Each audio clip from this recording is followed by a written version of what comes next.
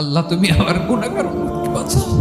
বিশ্বনবী পাগলের মতো একবার হাউজে কাউসারে যাবেন, একবার সিরাতে যাবেন, একবার পুলসিরাতের দিকে, একবার হাউজে কাউসারের দিকে পাগলের মতো দৌড়াতে থাকবেন, তার কোনো গুনাহগার উম্মত যাতে জাহান্নামে ঢুকে না যায়।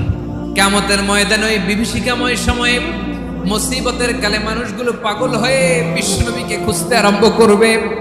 সবাই মিলে বিশ্বনবীর কাছে যেয়ে বলবে, ইয়া রাহমাতাল লিল আলামিন, দেখেন আমাদের কি অবস্থা, সূর্যের আলোতে ঘেমে হয়রান, আজকে কেউ সুপারিশ করতে পারবে না। সব নবীরা অপারগতা স্বীকার করেছে, তারা বলেছে আপনি ছাড়া কেউ নাকি আল্লাহর সামনে দাঁড়াতে পারবেন না, আপনি একটু সুপারিশ করেন।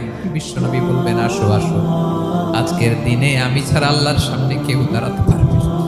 বিশ্বনবী মাকামে মাহমুদে যে আল্লাহু আকবার বলে সিজদায় লুটিয়ে পড়বেন, বিশ্বনবী এমন ভাবে অজর দ্বারায় সিজদায় লুটিয়ে পড়ে কাঁদবেন, রব্বুল আলামিনের রহমতের দরিয়ায় জোশ লেগে